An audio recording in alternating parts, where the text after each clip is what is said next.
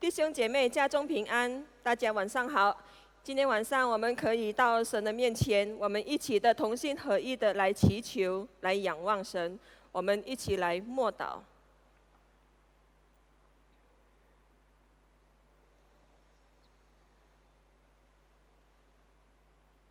阿们。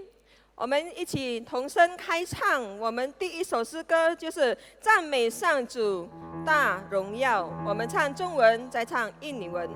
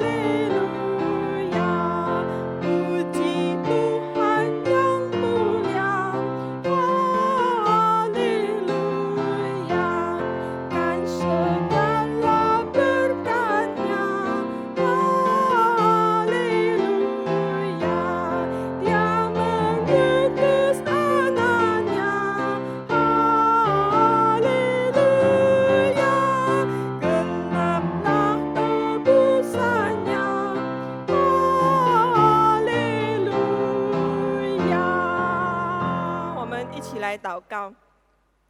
亲爱的恩主，爱我们的父上帝，拯救我们的主圣灵，带领我们的圣灵，是主你是在我们的心中里面帮助我们，是带领我们在我们每一日的生活里面，也可以谨记在主你的恩典与爱中。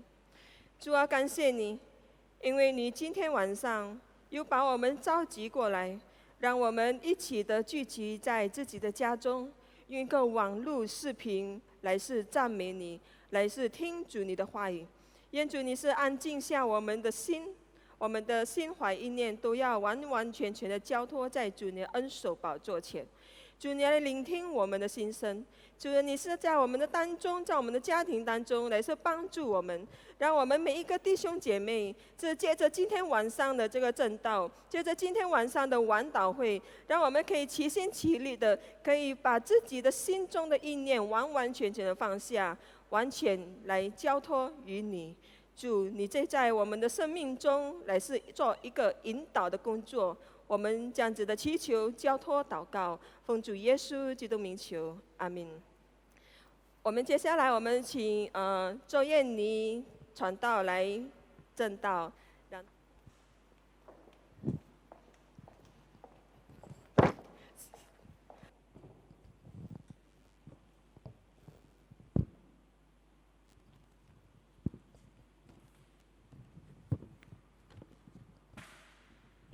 Shalom saudara-saudari yang dikasihi Tuhan, selamat malam. 弟兄姐妹，大家平安，大家晚上好。 Saya berharap semuanya sehat-sehat saja, baik-baik saja. 盼望每一个人都在健康、在好的情况。 Mari kita membuka kebenaran firman Tuhan kita yang terambil di dalam 2 Tawarik pasal 20 ayat 1 sampai 12. 我们看我们的圣经在历代之下第20章第1到12节。 2 Tawarik pasal 20 ayat 1 sampai 12. 历代之下第20章第1到12节。 Saya akan membacakannya bagi Bapak Ibu saudara-saudari semuanya. Saya akan bacakan dalam bahasa Indonesia saja. Setelah itu Bani Moab dan Bani Amon datang berperang melawan Yosafat bersama-sama sepasukan orang Meunim. Datanglah orang memberitahukan Yosafat, suatu laskar yang besar datang dari seberang laut Asin, dari Edom menyerang tuanku. Sekarang mereka di Hazezon Tamar, yakni En-Gedi. Yosafat menjadi takut, lalu mengambil keputusan untuk mencari Tuhan. Ia menyerukan kepada seluruh Yehuda supaya berpuasa. Dan Yehuda berkumpul untuk meminta pertolongan daripada Tuhan. Mereka datang dari semua kota di Yehuda untuk mencari Tuhan.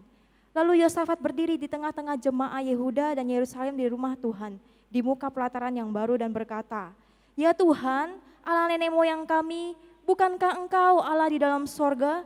Bukankah Engkau memerintah atas segala kerajaan bangsa? Kuasa dan keperkasaan ada di dalam tangan-Mu, sehingga tidak ada orang yang dapat bertahan melawan Engkau. Bukankah Engkau Allah kami yang menghalau penduduk tanah ini dari depan umat-Mu Israel dan memberikannya kepada keturunan Abraham sahabat-Mu itu untuk selama-lamanya? Lalu mereka mendiami tanah itu dan mendirikan bagi-Mu tempat kudus untuk nama-Mu," kata mereka. "Bila sesuatu malapetaka menimpa kami, yakni pedang, penghukuman, penyakit sampar, atau kelaparan, kami akan berdiri di muka rumah ini, di hadapan-Mu, karena nama-Mu tinggal di dalam rumah ini, dan kami akan berseru kepada-Mu di dalam kesesakan kami, sampai Engkau mendengar dan menyelamatkan kami. Sekarang lihatlah Bani Amon dan Moab, dan orang-orang dari pegunungan Seir ini, ketika orang Israel datang dari tanah Mesir, Engkau melarang mereka memasuki negerinya. Oleh sebab itu mereka menjauhinya dan tidak memusnahkannya. Lihatlah, sebagai pembalasan mereka datang mengusir kami dari tanah milik yang telah Engkau wariskan kepada kami. Ya Allah kami, tidakkah Engkau akan menghukum mereka? Karena kami tidak mempunyai kekuatan untuk menghadapi laskar yang besar ini yang datang menyerang kami. Kami tidak tahu apa yang harus kami lakukan, tetapi mata kami tertuju kepadamu." Sedemikianlah pembacaan kebenaran firman Tuhan. 我们读经读到这里。 Saudara-saudari, sebagai anak rantau yang jauh dari keluarga, 弟兄姐妹，我是成为一个流浪也离家人的女孩。 membuat saya harus sering telepon mama saya atau keluarga saya untuk menanyakan kabar atau hanya untuk mengobrol santai 我 saja. 常常打电话回家，询问我父母、我家人、我母亲的情况，还有跟他们聊天。 Pada suatu waktu mama saya mulai bercerita tentang kegelisahannya. 有一次，我妈妈就告诉我有关于她所担心的事情。 Beliau mengatakan bahwa beberapa minggu ini beliau susah untuk tidur nyenyak. Sudah mencoba untuk pejamkan mata tidur tapi tetap saja sulit untuk tidur. 我妈妈就是告诉我，她这几个礼拜她很难入眠，她已经把眼睛闭上了，然后就很难入眠。 Lalu saya mengatakan bahwa mungkin mama banyak pikiran. 然后我就说，可能妈妈有很多的心事。 Apa yang mama pikirkan? Padahal di keluarga nggak ada masalah apa-apa. 妈妈到底要想的，妈妈担心的是什么？其实，在我们的家人、我们的家庭没有什么事情。 Terus beliau mengatakan, iya ya, nggak tahu juga. Karena setiap tidur selalu saja banyak pikiran-pikiran yang muncul. 但是妈妈回答说，不知道为什么会这样。但是如果想要睡觉的时候，想要入眠的时候，很多的事情会浮现在脑海里。 Pikiran yang muncul membuat dia tidak tenang, membuat dia sulit tidur, membuat dia takut. 这种心思出现的心思，使他感觉到很担忧，他感觉到很害怕。 Pikiran-pikiran itu seperti, aduh saya sudah tua ya sekarang ya, sampai kapan saya akan hidup? 可能他的心思就是现在已经年老了，要活到什么时候？ Sampai kapan saya bisa melihat anak cucu saya? 我到什么时候可以看到我的子孙？ Bagaimana keadaan anak-anak saya di luar kota ya? 我的孩子在外地工作的，到他们的情况是怎么样？ Pikiran-pikiran itu sering membuat dia takut, yang membuat dia sering khawatir dan tidak bisa tidur. 这样的心思会使他很难入眠，使他很害怕。 Lalu dia bilang, Yan, nanti kalau kamu berada di posisi mama, kamu akan bisa tahu perasaan mama. 然后妈妈对我说，就是当你在我这一个年龄的时候，你就会了解了。 Saudara-saudari, anehnya hal ini sama juga diceritakan oleh nenek saya. 这个同样的事情，我的婆婆、我的奶奶也是同样面对这样的事情。 Dia merasakan hal yang sama ketika dia tidur, dia sulit untuk tidur karena dia banyak pikiran yang membuat dia takut. 他也是很难入眠，因为很多的事情，他感到很害怕。 Perkataan sama lagi dia bilang kepada saya seperti yang mama saya katakan, nanti kalau kamu seperti saya, nanti kamu bisa merasakan apa yang saya rasakan. 他也是跟我母亲说同样的话语，他说等到跟他一样的时候，我就会了解了。 Saudara-saudari, perasaan takut seperti perasaan yang mungkin natural di dalam kehidupan kita. 弟兄姐妹，这个害怕的心或是惧怕，好像我们人类是很自然的现象。 Siapa di sini yang tidak pernah takut di dalam kehidupannya? 在这里有谁在他的生命当中没有感到害怕的？ Kita nggak perlu belajar di sekolah tentang ketakutan, kita bisa mengalami yang namanya rasa takut. Anak kecil pun bisa mengalami yang namanya rasa takut. 在学校我们不用去学习这个惧怕，但是我们会自然会感到很惧怕，连小孩子也会感到很惧怕。 Oleh karena itu saudara-saudari, rasa takut ini tidak dapat hilang di dalam kehidupan kita. 所以弟兄姐妹，这个惧怕在我们生命当中从来都不会除去，不会除掉， Tidak dapat terpisahkan di dalam kehidupan kita. 在我们的生命是离不开惧怕的， Karena ketakutan ini tidak mengenal orang, tidak mengenal status. 因为这个惧怕是不会看人的年龄、人的地位。 Dengan kondisi orang biasa, dengan pergumulan seburuk apapun dia bisa mengalami ketakutan. 一般的人他们都会感到很惧怕。 Dan orang miskin dengan keadaan perekonomian yang sulit, dia bisa merasakan ketakutan. 连贫穷的人，他们生活很困苦的人，他们也是会感到很惧怕。 Bahkan seorang yang kaya, yang berpenghasilan banyak, hidup yang nyaman, mereka pun bisa merasakan yang namanya ketakutan. 连富有的人，他们的财产很多的人，他们有很多钱的人，他们也是会感到很害怕。 Bahkan ketakutan ini, 甚至这个惧怕， kalau kita baca di dalam 2 Tawarik, 这个惧怕，在这个我们读的历代下， juga dialami oleh Raja Yosafat. 耶沙法国王他们也是面对过。 Kalau kita lihat di dalam 2 Tawarik, 如果我们看这个历代之下， di 2 Tawarik, 历代之下的这个经文， dikatakan bahwa Raja Yosafat ini disebut sebagai raja yang berkenan kepada Allah. 在那里说，这个耶沙法国王就是合神心意的国王， Maksudnya berkenan di hadapan Tuhan. 就是在上帝面前是合上帝心意的国王。 Karena di dalam pemerintahannya dia menyingkirkan penyembahan-penyembahan berhala. 因为在他的这个统治之下，他除去了许许多多的偶像。 Ia mengangkat hakim-hakim dan menegakkan hukum Taurat yang mungkin pada saat itu sudah tidak dilakukan lagi oleh orang-orang bangsa Yehuda. 他立下了这个法律，因为很多的之前这个法律他们没有再遵行了， Oleh karena itu hidupnya berkenan di hadapan Tuhan. 所以这个约沙法国王他在上帝面前是合上帝心意的国王。 Kalau kita lihat di dalam masa pemerintahannya cukup berhasil dan cukup sukses. 在他的统治之下，他的人民都是很成功的。 Namun walaupun pemerintahannya kelihatannya sangat ideal, sangat enak, cukup sukses. 虽然我们看他所统治的人民看起来很成功， Tapi kehidupan yang tentram itu tidak berlangsung lama. 但是他们所度过的这个安稳的日子没有过得很久。 Di tengah keberhasilan pemerintahannya dan juga penyertaan Tuhan bagi dia, 在他的成功的带领之下，还有上帝与他同在的时候， tiba-tiba di dalam pasal 20 kita baca tadi, 刚刚我们读的第20章， Yosafat mendapatkan berita yang menakutkan. 约沙法从他的仆人得到一个很可怕的信息， Pasukannya memberitahukannya bahwa ada bangsa Amon, bangsa Moab, dan pasukan orang Meunium yang menyerang mereka. 他的军队告诉他有这个摩亚、亚门，还有这个迷乌尼的人想要攻击他们。 Bangsa-bangsa yang kuat akan menyerang mereka. 这个强大的军人、强大的国家想要攻击他们。 Kita tahu bahwa bangsa Yehuda itu adalah bangsa yang kecil yang hanya terdiri dari 2 suku. 我们知道这个犹大的这个军队是一个很小的军队。 Maka secara logika sulit sekali bagi mereka untuk bisa menang. 如果按照我们的逻辑、我们的合理性来看，他们很难打这个胜仗。 Wah, berita ini menjadi berita yang menakutkan. 这个消息，这个约沙法听了，他感到很惧怕。 Ketakutan Yosafat ini bukan hanya mengenai keselamatan bagi bangsa Yehuda, tapi mungkin bagi keselamatan dirinya sendiri. 这个惧怕不只是对他的子民的惧怕，他也是对他家人，他对他自己的安全。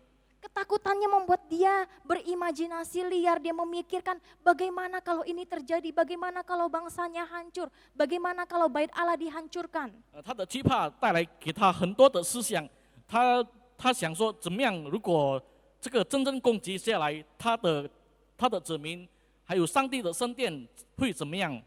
Saudara-saudara, kalau kita menjadi Yosafat, pasti kita bisa mengetahui bagaimana takutnya dia pada saat itu. 如果我们当约沙法国王的话，我们也可以了解他如此的惧怕。 Mungkin banyak list ketakutan di dalam pikiran kita. 可能在我们的思想里面，我们有许许多多的这个惧怕的这个列表。 Bagaimana soal keluarga saya, bagaimana soal anak saya nanti, bagaimana ekonomi saya, bagaimana spiritualitas bangsa itu nantinya, dan sebagainya. 我的家人、我的小孩，还有我国家的这个经济怎么样会怎么样？ Bahkan pikiran yang paling buruk pun mungkin terpikirkan oleh kita. Bahkan pikiran yang terburuk pun terpikirkan oleh 可能 kita. 最糟糕的事情会发生，我们可能也会想到。 Dan itu yang membuat Yosafat sangat ketakutan. 这个一切都使约沙法感到很惧怕。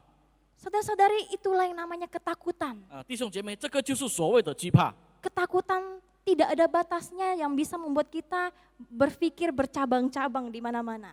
这个无限的惧怕让我想到许许多多的事情。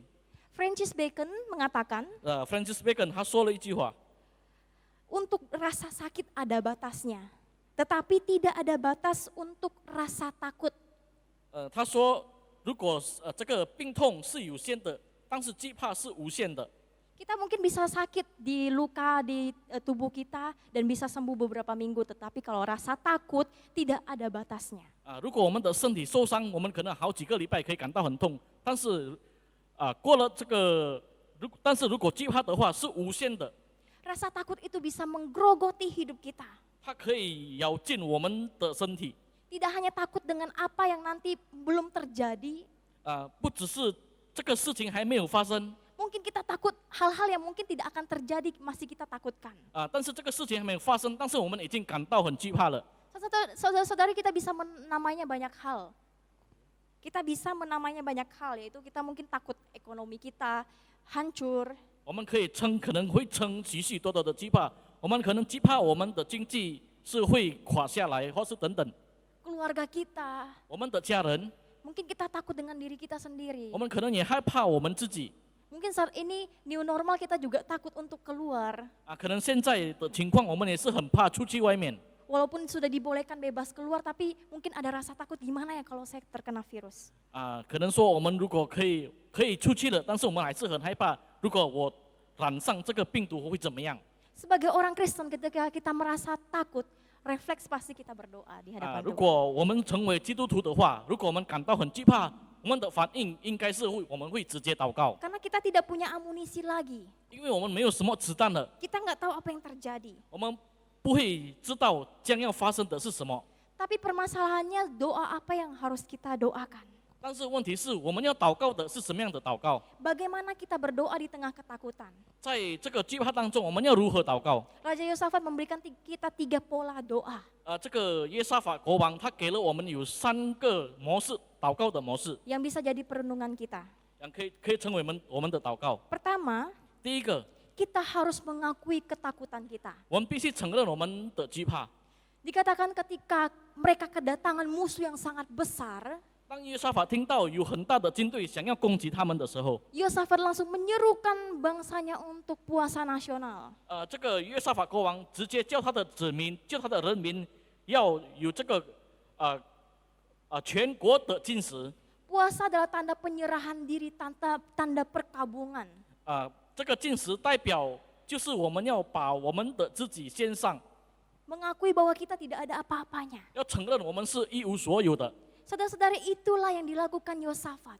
这个就是约沙法国王所做的。 Dia tidak memikirkan apa yang strategi yang bisa dia lakukan. 他没有去想他要做的是什么。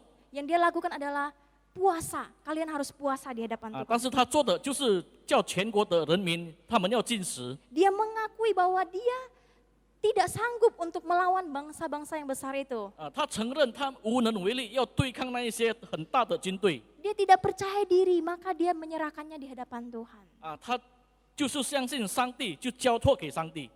Yosafat pun berdoa bagi bangsanya di hadapan Tuhan. 约沙法他在上帝面前为他的子民祷告。 Saudara-saudari, kalau kita melihat lebih dalam, 弟兄姐妹，如果我们更深入的看， ketakutan itu sangat berhubungan erat dengan apa yang kita inginkan atau apa yang kita butuhkan. 这个惧怕跟我们所想要的，就是有一个很密切的关联。 Misalnya ketika kita membutuhkan rasa nyaman, kita akan takut untuk mengalami sakit secara fisik. 比如说，如果我们想要很舒适、很安宁的，我们就是很惧怕生病。 Ketika kita membutuhkan kasih, kita pasti takut ditolak. 如果我们很需要这个爱的话，我们也很怕被拒绝。 Ketakutan ini menyingkapkan apa yang kita inginkan, apa yang kita butuhkan. 这个惧怕透露了我们所想要的东西。 Kita bisa memberi nama bagi ketakutan kita dalam banyak hal. Misalnya usaha yang saat ini mandek, 我们可以使用这个惧怕做一系列的名称。 mungkin kita kehilangan pekerjaan, pemotongan gaji yang gak jelas. 比如说我们可能会失去我们的工作，我们会被减薪等等。 Relasi di rumah yang gak harmonis. 我们的家人之间的关系已经不和睦了。 Takut akan hari tua, akan kematian, 我们惧怕我们的年老，我们惧怕死亡， dan sebagainya. 还有等等。 Dan sebenarnya ketakutan itu menunjukkan bahwa kita menginginkan atau membutuhkan sesuatu. Sebenarnya menunjukkan kepada kita apa yang sebenarnya kita inginkan. Ketakutan. 就是如果惧怕，就是透露了我们所需要的，我们所想要的东西。 Ketakutan bisa memperlihatkan apa yang kita kejar selama kita hidup. 惧怕可以透露在这时候我们想要、我们要追求的东西。 Apa yang sedang kita cari di dalam hidup kita. 在我们的生命，我们要寻找的是什么？ Saudara-saudari, kita harus melalui ketakutan itu, biarlah ketakutan itu menelanjangi kehidupan kita. 我们要了解我们的惧怕，让我们的惧怕来告诉我们， Menerangi kita sehingga kita sadar bahwa kita tuh lemah, kita butuh Tuhan. 来照亮我们，好让我们知道我们就是一个软弱的人， Kita tidak sanggup untuk menghadapinya. 我们是无能为力来面对。 Oleh karena itu kita perlu mengakuinya di hadapan Tuhan. 所以我们在上帝面前，我们必须要承认， Tuhan, ini saya tidak sanggup. 上帝啊，主啊，我是无能为力。 Saudara-saudari, ketakutan itu membukakan banyak hal dan membuat kita bercermin. Ketakutan itu membukakan banyak hal dan membuat kita bercermin. 这个惧怕使我们是照一个镜子，使我们可以知道的。 Ketika kita mengetahui bahwa kita lemah, kita akan berusaha untuk datang dan mencari wajah Tuhan. 当我们知道我们软弱，我们就是要回来寻找上帝。 Maka yang kedua, ketika kita sudah mengakui, kedua kita mencari wajahnya. 第二点就是我们寻找上帝的脸。 Ketika Yosafat takut, mengalami rasa takut, 当约沙法感到很惧怕的时候， dia mengambil keputusan untuk mencari Tuhan. 他就做了一个决定，要寻找上帝。 Saudara-saudara, ini sebuah refleksi yang luar biasa sebagai seorang raja. 弟兄姐妹，这个是很奇妙的反应。他成为一个国王， Dia punya banyak pertimbangan akan rakyatnya. 他对他的子民有许许多多的考量。 Tapi yang menjadi refleks Yosafat adalah dia mengambil keputusan langsung mencari Tuhan. 但是他直接的反应就是要寻找上帝，呼叫上帝。 Dan kalau kita lihat di ayat 5 sampai 8, 如果我们看第5节到第8节， doa Yosafat bukan mengeluh kepada Tuhan. 约沙法的祷告不是向上帝抱怨， Dia mengajak seluruh bangsa Yehuda untuk bersama-sama berdoa. 他就是带领他的子民来向上帝祷告。 Ini menunjukkan betapa seriusnya Yosafat. 这个是表示约沙法如此的严肃， Dan dia tidak hanya peduli dengan nasib bangsanya, 他不只是关心他子民， tetapi dia juga peduli akan Tuhan. 他也是关心上帝， Maka dia mencari wajah Tuhan. 所以他就是寻找上帝了。 Saudara-saudari, apa yang menjadi refleks kita ketika kita mendapatkan ketakutan? 弟兄姐妹，当我们惧怕的时候，我们的反应是什么？ Seringkali kita peduli dengan kenyamanan kita, bukan? 我们常常关心的是我们自己的舒适， Kita berdoa untuk kenyamanan kita. 我们祷告只是为了自己的舒适。 Kita lupa bahwa kita sebenarnya yang kita butuhkan adalah Tuhan di samping 我 kita. 们常常忘记我们所需要的就是上帝。 Inilah kunci dari kehidupan dari seorang Raja Yosafat. 这个就是约沙法成功的秘诀。 Ketika dia mencari Tuhan dalam ketakutan, 当他寻找上帝的时候， matanya bukan tertuju kepada keamanannya, 他的眼不只是专注他自己的安全， tapi matanya tertuju kepada Tuhan. 但是他的眼就是专注于上帝。 Saudara-saudari, ketika kita sudah mengakui ketakutan kita, 当我们已经承认我们的惧怕， kita sudah mencari wajah Tuhan. 我们已经寻找上帝的脸。 Yang ketiga, kita menerima dan memegang janji Tuhan. 第3点就是我们要接受上帝的应许。 Saudara-saudari, kerajaan Yehuda adalah kerajaan yang kecil dibandingkan dengan bangsa-bangsa yang lain. 犹大的这个国家，它就是一个很小的国家， Tidak ada peluang bagi mereka untuk bisa menang. 要打胜仗根本是不可能。 Tapi penulis menunjukkan mereka mampu, bukan karena kekuatan mereka, tapi karena Tuhan ada di samping 但是 mereka. 作者在那里写着，他们可以打胜仗，不是因为他们的力量，但是他们因为依靠上帝。 Kalau kita lihat setelah ayat 20, 如果我们仔细看，这个20节过后， Tuhan bahkan berkata, 上帝对他们说 kalian tidak usah bertempur, biar saya yang bertempur. 你们不必去打仗，只有我为你们打仗。 Tuhan yang bertempur bagi mereka. 上帝为他们打仗。 Saudara-saudari, ketika kita mengakui bahwa kita lemah, kita tidak layak, 当我们承认我们是无能为力， kita rapuh, 我们是很脆弱的， dan kita sadar kita mencari wajah Tuhan, kita mencari kemuliaannya, 我们要寻找上帝的荣耀， maka yang terakhir adalah kita harus menerima penguatan daripada Tuhan. 我们就是会得到从上帝而来的力量。 Ketika Tuhan menarik salah satu perintah yang sering Tuhan ucapkan 当上帝 di 说， perjanjian lama, 在旧约里面，上帝所说很多的命令， mungkin sering kita dengar di dalam perjanjian lama, di kitab-kitab perjanjian lama. 在旧约里面，我们常常听到， Perintah yang sering kali Tuhan berikan kepada bangsa Israel, 上帝常常对以色列所下的命令， yaitu jangan takut. 那就是不要惧怕。 Jangan takut selalu dibarengi dengan kata, aku besertamu. 这个不要惧怕这句话，接下来就是上帝与我们同在。 Jadi Tuhan tidak hanya bilang jangan takut, pakai imanmu. 所以上帝不只是说不要惧怕，要用你的信心， Tapi Tuhan mengatakan jangan takut, aku besertamu. 但是上帝所说的就是不要惧怕，我与你同在。 Saudara-saudari, kalau kita ingat ini juga terjadi kepada murid-murid Tuhan Yesus ketika mereka berada di dalam perahu. 这件事情也是发生在耶稣的门徒，当他们坐这个船的时候， Ketika mereka dalam perahu, badai yang besar menggoncangkan perahunya dengan sangat hebat. 当他们坐船的时候，有这个大风大浪来临到袭击他们， Mereka ketakutan. 门徒们很惧怕。 Pada saat itu tidak ada Tuhan Yesus di sana. 那个时候耶稣不在他们当中， Tapi di kejauhan 但是 tiba-tiba 在远远之处， datanglah seseorang yang berjalan di atas air. 有一个人在水面上行走。 Saudara-saudari, ketika mereka ketakutan, mereka tidak bisa mengenali gurunya. 因为他们惧怕，他们不认识那个行走在水上的人， Mereka tidak bisa tertuju kepada Tuhan. 他们不能专注于上帝。 Oleh karena itu Tuhan mengatakan, ini aku, jangan takut. 所以耶稣或者上帝说：“这个就是我，不要害怕。 Ini aku, jangan takut. 这就是我，不要惧怕。 Tuhan mengatakan apa?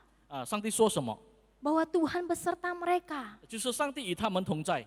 Ketika mereka beriman, ketika mereka percaya, 当他们有信心的时候，他们相信主的时候， Tuhan akan selalu beserta mereka. 就是上帝与他们常同在。 Di titik lemah mereka sekalipun. 虽然在他们最低落的软弱当中， Saudara-saudari, ini mengingatkan kepada kita 这个就是教导我们， bahwa kita harus selalu percaya akan janji Tuhan, memegang janji Tuhan itu. 我们就是要常常掌握上帝的应许。 Ketika Tuhan bilang jangan takut, 当上帝对我们说不要惧怕的时候， Dia tidak hanya mengatakan itu jangan takut, 他不只是单单说不要惧怕， tapi Dia bilang aku besertamu juga. 他还是接下来说我与你同在。 Bukankah itu sesuatu yang indah bagi hidup kita? 这个是对我们的生命如此的美好。 Tuhan berperang bagi kita. 上帝与我们大战。 Saudari-saudari, mungkin ketika kita selesai berdoa kita masih merasa takut. 弟兄姐妹，当我们有可能祷告完之后，我们还是感到很害怕。 Tetapi yang membuat kita tidak merasa takut adalah janji Tuhan itu. 但是使我们不再惧怕的，就是上帝的应许。 Dia akan selalu memberi dirinya bagi kita. 他会牺牲他自己为了我们， Dan itu lebih dari cukup. 那个已经足够了。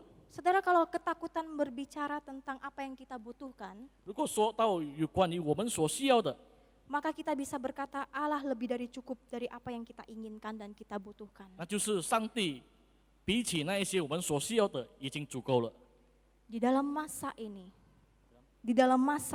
在这一段时间， atau masa yang akan datang, 或是在未来的时间， kita akan menghadapi banyak ketakutan di dalam kehidupan kita.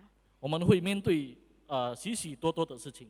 Tetapi di tengah ketakutan itu, 但是在这个惧怕当中， Tuhan memberikan janji 上帝就赐给我们应许， dan Tuhan memberikan dirinya sendiri. 上帝也是给他实己。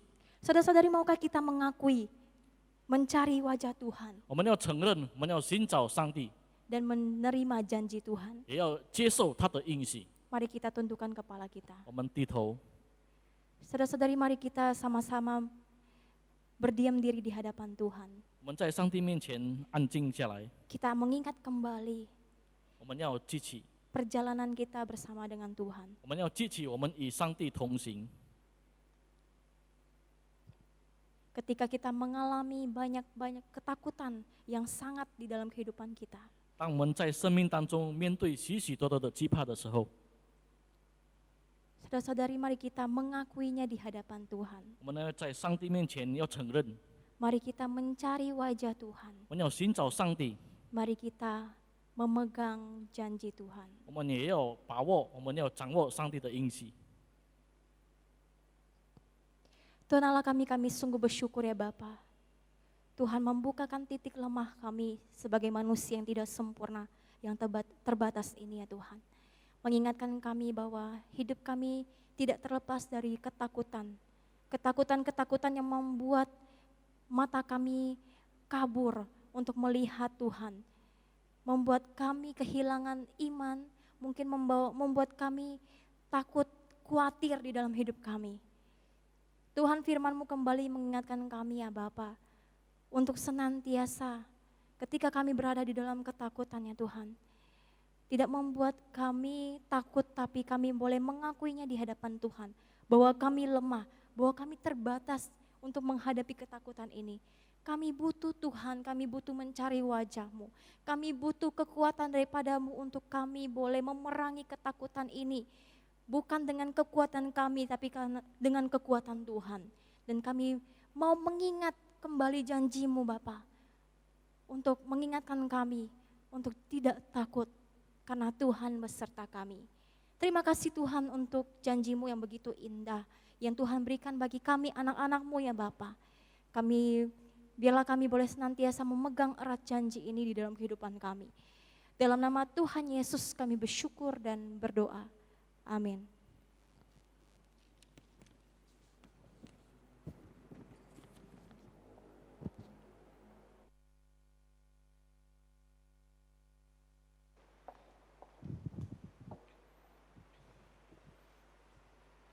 我们接下来我们要唱第二首诗歌，就是世人知道我们是基督徒，是因为爱。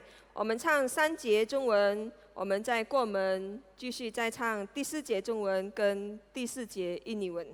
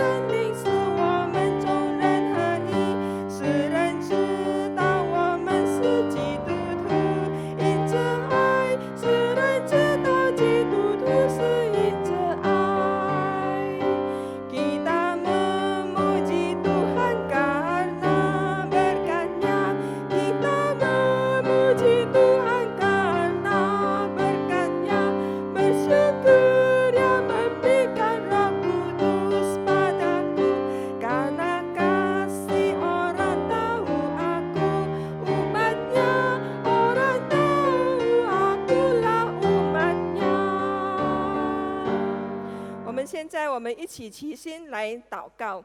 我们先以感恩的心来求上帝感恩。我们为着我们自己是神所赐给我们的这个健康、家庭跟工作的事业。第二，我们也感谢主赐给我们这些的日子的看顾与保守，使网络崇拜、录影都顺利的进行。第三，感谢主使我们每一位牧者同工们能继续这样的服侍。我们先以这3个点来感谢主啊，我们感谢你，感谢主你所赐给我们每一日的日子里面，感谢主你赐给我们一个健康的身体，感谢你也赐给我们在每一日的作息里面都能顺顺利利。主啊，虽然有时候会遇到波折，有时候会到一切的挫折，我们自己预想不到，但是我们真的要这样子的要来感谢，因为在一切的事上有主你与我们同行，这样的日子是多么的美好。愿主你是亲自来与我们同在，帮助我们，是不断的让我们以这个感恩的心来献上在主你的脚前。主啊，我们也感谢你，在这些的日子里面，主你的看顾与帮助，让这个网络崇拜、录影都能顺顺利利的进行。在每一个的这个录影，还有这个直播，是完全的都能这样子的顺利。我们要感谢你，愿主也是给我们每一个的同工、每一个的牧者这样子的继续来服侍你。我们也要感谢你，求主也是坚固与继续带领我们，在一切的服侍中，能来是得到主你一个喜乐的感恩的心。我们这样子的感谢你，祈求祷告交托，奉主耶稣基督名求，阿们。我们接下来要为我们印尼本国来祷告。我们印尼是在这个新形态生活的这个方式，就是治安，我们要为我们印尼的治安祷告。然后我们也求神纪念我们医护人员的辛劳与努力，是为他们的健康而守护祷告。我们也要为是每一个的人民来祷告，就是希望大家都可以不卷入与这个不切实际的媒体传播以内。我们以这个3个点，我们一起来祷告。主啊，主啊，我们这时候我们又回到主的面前，我们为我们本国印尼来祷告，为的是现在这新形态这生活的方式，是在这个每一个的这个生活里面，我们都要有一个自立的心，然后有一个是被改造的心，让我们也可以有一个适当来是投入在现在新形态的方式，让我们可以记得出门要戴口罩，让我们可以记得一直要不断的洗手，让我们可以记得是说我们要靠近人的时候要有一个隔离的这个方式，是不要是太靠近，是保护自己也保护别人。主啊，愿主你是亲自来帮助我们，也是为我们是印尼这个国家的治安完完全全都仰望交托你祷告。愿主你是引导的带领，让这政府官员们、这警察们都可以有一个好的智慧的方式，来是执行他们一切所要我们人民要领受的。主啊，你就在我们当中来运行。愿主你也是纪念我们医护人员一切的辛劳跟努力，也是帮助他们在这个治疗当中，也可以能帮助，就是每一个的病人能来是与主你一个密切的关系，是带领他们在执行他们的工作的时候，执行他们的任务的时候，让他们有一个健康的身体，让他们也可以真正的来寻告主你的面，是不是靠自己的能力，不是靠自己的智慧，乃是靠主你所赐给他们的能力与智慧，是带领他们可以真正的有智慧，而且有这个爱心，来是帮助每一个的病患们能来得到更好的治疗。主啊，求求你是为他们来守护，为他们来是齐心齐力来听我们的祈求来祷告。主啊，我们为着是我们每一个的人民也继续祷告，是希望每一个是自己都可以不要卷入在这个媒体不切实际的这个传播以内。主啊，你就在我们当中来运行，让我们也可以分辨一切的这个真情或者这个不正确的这个的媒体的传播。主啊，你在我们当中来帮助，在我们建立我们自己的一切的这个信靠，让我们可以真正的切实际的来是整理这些的这个传播的信息，帮助我们不要这样子的随意来是传播不正确的这个的信息，也是帮助我们透过这个媒体的传播，也可以有一个正确的消息，也可以输给我们的弟兄姐妹，是不是那些不义的消息？主啊，你让我们可以真正把这些的媒体的消息真的过滤的好，就让我们可以使用我们，带领我们能成为多人的祝福。我们这样子的是为我们本国，就是我们的这总统、副总统他的部下每一个完全都继续交托你祷告。愿主悦纳我们的祈求，愿主听我们的祷告，奉主耶稣基督名求，阿们。我们为我们自己的教会来祷告，为我们是本堂网络的服事来祷告，为是无论在这个线上直播崇拜，还有网络的这个录音晚祷会，还有这个小组群分享室，然后青少年团契的网络聚会跟服事，愿神来使用，愿神来保守。我们也为着是每一个的侍奉中的牧者们、同工们都祷告，愿上帝的属灵的智慧与健康赐下与我们同在。我们为这2点，我们一起来祷告。主啊，主啊，我们来回到主的面前，为我们本教会来祷告，是为着是我们每一个这个网络的一切的服事，都继续交托你祷告。愿主你帮助每一日的这个每一周的这个线上直播崇拜，我们都仰望交托，是愿主你是使用也帮助每一个的服侍人员，每一个的牧者同工，能这样子的齐心齐力的来是做好他们一切的准备。主啊，我们也为着是这个网络晚祷会，我们也向主你感恩，每一个的录音都能顺顺利利的进行，是给我们都可以有一个健康，我们这样子的能来录音，这样子的能来准备好自己的本分。我们为着是小组群这分享是在每一个月要举行的，我们都继续交托你祷告，求主你是悦纳每一个的这个小组群的这个弟兄姐妹们，让他们可以踊跃的来参与，也是透过这个网络这样子的视频，能来互相的联络，互相以爱的来彼此的问候，来彼此的问安。主啊，你借着这样子的一个的活动，能来是输入我们的这个平安的心在以内，也是帮助我们每一个的弟兄姐妹能来齐心齐力的看见，主你是一个真实临在的上帝，主你就是美好的主。主啊，我们也为着每一个的青少年团契，以他们的网络的服事，他们一切的这个的栽培，还有是他们的信仰这建立，我们都仰望交托你祷告，求主你是使用他们的一切的这个工作的能力，帮助他们在服事中也可以紧紧的握住在主你的话语里面。主啊，你是使用他们，也是帮助他们，接着主你的仆人是王宝传道，也是带领他们真正的能进到主你一个的这荣耀的光中里面，让他们一切的服事都能真正的完全达到主你的面前。愿主你是悦纳，愿主你保守以使用他们的一切的这个力量。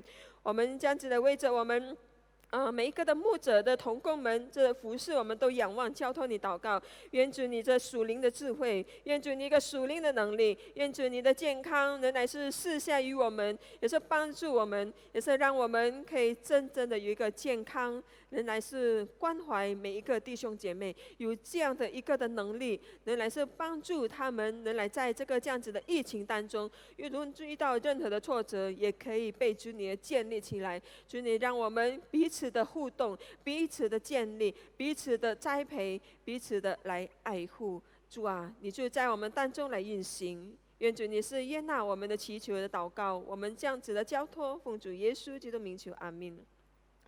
我们也要为我们的是学生布道会来祷告，是在本周就是明日开始到这个3天27到29这个里面，能来是举行这个基督教这个品格塑造布道会，能来顺利的进行。愿神来带领，这有更多的学生们来认识神。我们也是让他们可以接受神，来是成为他们个人的救主。我们也为着是每一个的讲员，每一位的讲员被神来大大的使用，是来自充满属天的智慧与能力来准备每一章的这个讲章。主啊，我们也为着是这个录影的这个过程，也能顺顺利利的，是使用这个的每一个的录影器材，都能希望这样子的没有遇到任何的措施是愿神的这个宝血来遮盖，来是给一切都能顺利。我们这样子的为着这个3个点，我们一起来祷告。主啊，主啊，我们为着这个我们的学生布道会继续交托，是在这明日开始这3天里面要举行这个布道会，就是基督教品格塑造会。主啊，你在我们当中来运行，愿主你是使用也帮助，愿主你是带领每一个的这学生们，是透过这样子的这视频里面，透过的这样子的一切的这个布道会的栽培能力，能来是让每一个的学生，每一个的老师同工们，让他们可以真的看见被主你的摸着，在这个这样子的疫情当中，是人是非常无助的，让他们可以晓得，可以确实的明白，神你就是才是一个伟大的神，神你才是一个配配得是成为他们一个荣耀的救主，要是拯救他们性命的神。主啊，你就在他们的当中来运行，做一个是拯救的工作，做一个是感动的工作，也是建立他们对主你的信仰。主啊，愿主你是使用每一个的讲员，让每一个的讲员真正的来是预备每一篇的这个讲章的时候，让他们有一个属灵的智慧，有一个属灵的能力，有一个平安与健康的，这有足够的时间。主啊，你就来是使用他们的口才，也是帮助他们在录影每一个的这个视频的时候，可以真正的被主你恩膏。主啊，你就来是大大的帮助，也是保守这一切的过程，完完全全的都献上在主你的脚前。愿主你用这些宝血来遮盖，奉主耶稣基督名控办一切的魔鬼撒旦的作为，来离开这地方，来离开这样子的一切的服侍。主你的大能必定要成就在主你的仆人里面，主你的大能必定要成就在主你的使女每一个的使女里面。主你是直接亲自来是呼召每一个的慕道友，呼召每一个属主你的人，能来跪向你，大力的被主你拯救起来。主啊，求主你是悦纳，求主你的帮助在我们的其中，也是引领这个一切的工作。我们这样子的祷告、仰望、交托，奉主耶稣基督名求，阿们。我们这时候，我们为我们自己本人来祷告。我们一起为我们个人、为我们的家庭、为我们所遇到的任何事物，我们可以在自己的家中来是起心起力，来是站立起来。我们一起为个人来祷告，然后我们做一个结束的祷告。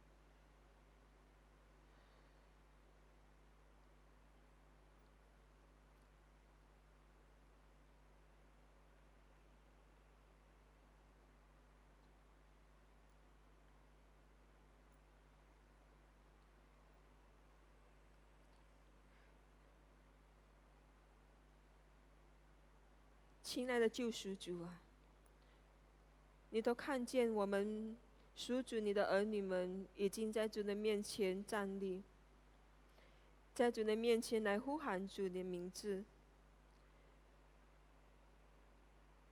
我们将我们每一个人的心态、我们的心怀、我们所遇到的每一件的事情、难处、困苦、疲乏、流泪，完全的从心底里面交托在主的恩手。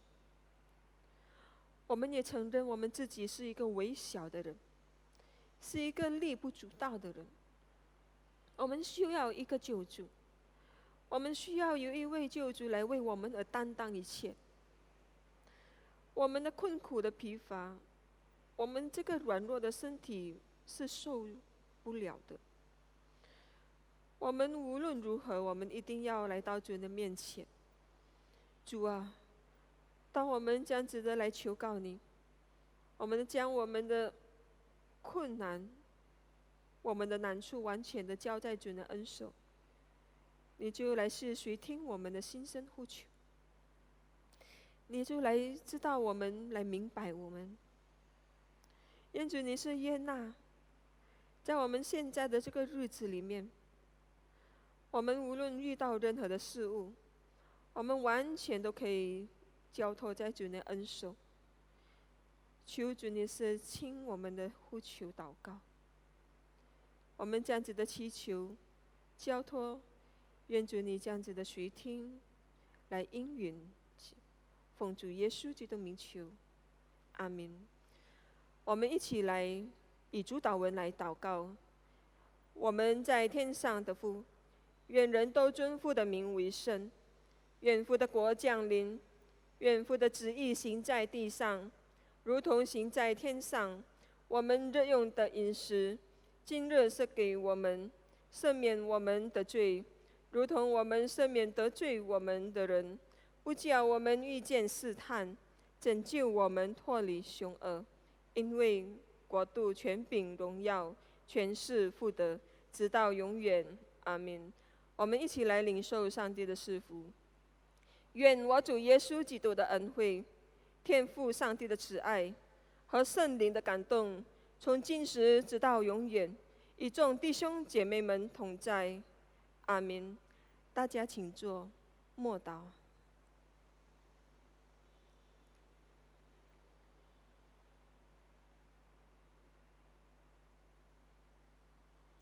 愿你们平安。